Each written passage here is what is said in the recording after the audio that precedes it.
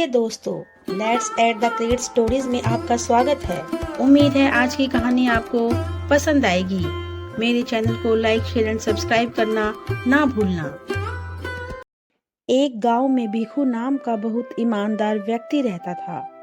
उसकी पत्नी नेहा दूसरों के घर साफ सफाई और बर्तन मांजने का काम करती थी।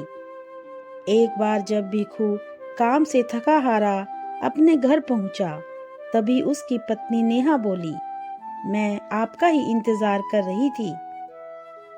क्या हुआ, सब ठीक तो है? आज तुम्हारा चेहरा क्यों उतरा हुआ है? आज जब से परी स्कूल से आई है, तब से उसका बुखार उतर ही नहीं रहा।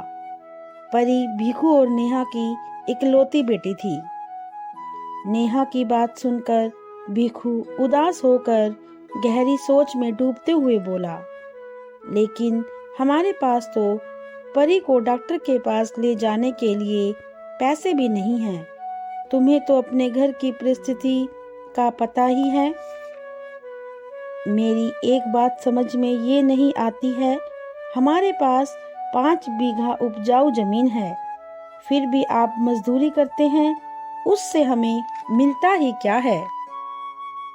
अगर मैं दूसरों के घर काम करने ना जाऊं, तो 2 वक्त की रोटी भी हमें नसीब ना हो।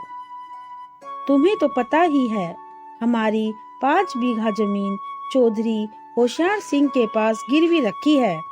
घर का खर्चा भी बहुत मुश्किल से निकाल पाता हूँ। ऐसे में गिरवी रखी जमीन कैसे छुड़वाऊं? मैं आपकी सारी बात समझती हूँ, कुछ ना कुछ तो करना ही पड़ेगा। परी को ऐसी तकलीफ में मैं नहीं देख सकती। तुम चिंता मत करो नेहा, मैं कोई न कोई इंतजाम करता हूँ। इतना कहकर भिखू चारपाई पर जाकर लेट जाता है। भिखू रात भर ये ही सोचता रहा कि पैसों का इंतजाम कैसे करूँ, कौन सा काम किया जाए जिससे मेरी गरीबी दूर हो जाए। अगले दिन भिखू होशियार सिंह की हवेली पर पहुंच जाता है। होशियार सिंह की हवेली में अपने ही खेतों में काम किया करता था। होशियार सिंह भिखू को अपने पास खड़ा देखकर हैरान होते हुए बोला, क्या बात है रतन, सुबह सुबह तुम हवेली पर कैसे? खेतों में काम करने क्यों नहीं गए और यहाँ क्यों चले आए भाई? सेठ जी, कल से बिटिया को बहुत जोर से बुखार आ रहा है। अगर आप कुछ मदद कर देते तो बिटिया को डॉक्टर के पास ले जाता।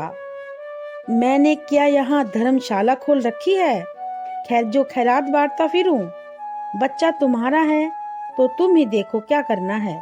जाओ यहाँ से, मेरे पास कुछ नहीं है तुम्हें देने के लिए। मेरी 5 बीघा जमीन आपके यहाँ गिरवी रखी है।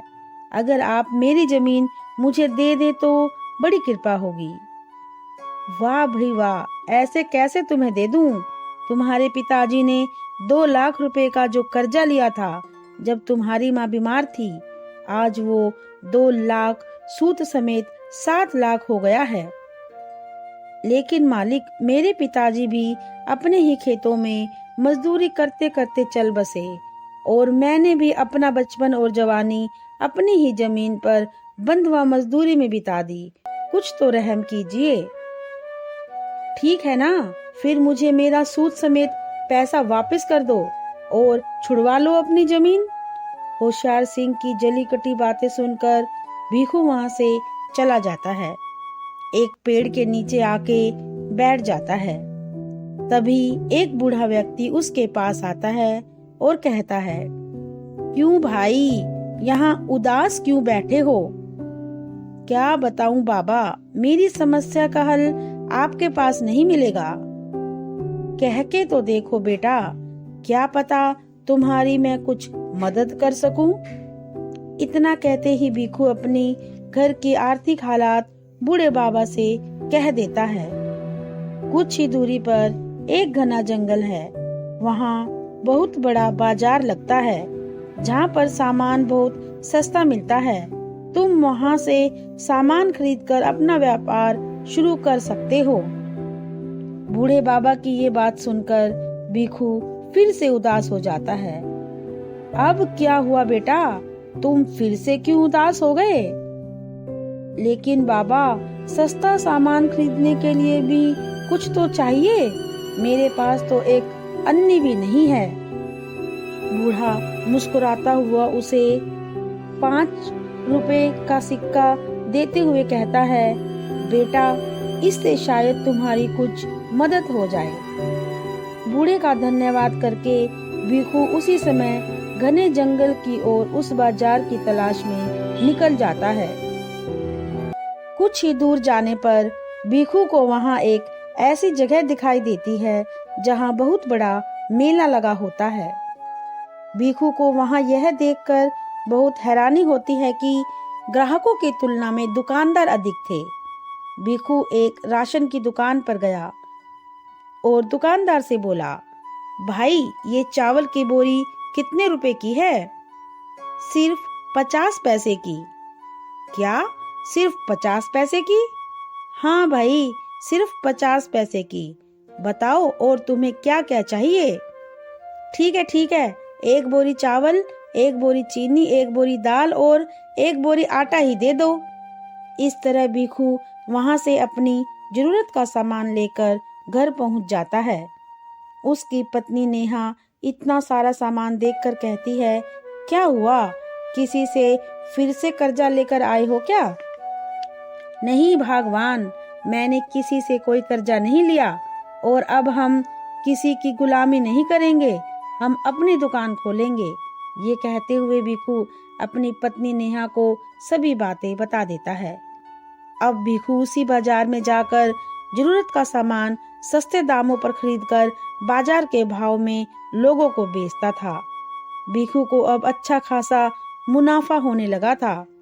कुछ ही दिनों में भिखू ने चौधरी होशियार सिंह से गिरवी रखी जमीन छुड़वा ली। भिखू भी अब धनवान व्यक्ति बन चुका था। उसके पास अब रहने के लिए एक आलीशान घर, नौकर चाकर और उसकी जरूरत का सब सामान था। उसकी बेटी परी का इलाज भी उन्होंने महंगे अस्पताल में कराया और उसका दाखिला एक प्राइवेट स्कूल में करवा दिया गया। एक दिन उसकी पत्नी नेहा ने अपने पति भिखू से कहा, मेरी भी बड़ी इच्छा है कि मैं आपके साथ उस मेले को देखूं जहां वो सस्ता बाजार लगता है। हाँ, क्यों नहीं। और ये कहकर नेहा और भिखू जंगल की ओर मेले में लगे बाजार को देखने के लिए निकल पड़ते हैं। लेकिन घने जंगल में अधिक दूर तक निकल जाने पर भी भिखू को बाजार कहीं नहीं दिखाई दिया। अभी तक तो वो बाजार यहीं आसपास ही लगा था, लेकिन आज तो उसका नामो निशान भी नहीं है। कहीं तुम रास्ता तो नहीं भटक गए? नहीं भगवान, मुझे अच्छे से याद है, मेला यहीं आसपास ही था। दोनों बात ही कर रहे थे कि उन्हें एक बूढ़ा व्यक्ति अपनी ओर आता हुआ दिखाई दिया। भिखू ने झट से उस बूढ़े व्यक्ति को पहचान लिया। उसने ही उस बाजार के बारे में भिखू को बताया था। आप यहाँ कैसे बाबा? बूढ़ा मुस्कुराते हुए कहता है, जिस बाजार की तलाश में यहाँ आए हो वह अब कहीं और लगा है। वह एक मायावी बाजार था। और ये कहकर वो बूढ़ा व्यक्ति वहां से चला जाता है। नेहा और भिखू को समझ में आ जाता है कि भगवान ने उनकी ईमानदारी से खुश होकर उनकी मदद की थी और उस मायावी बाजार को लगाया था।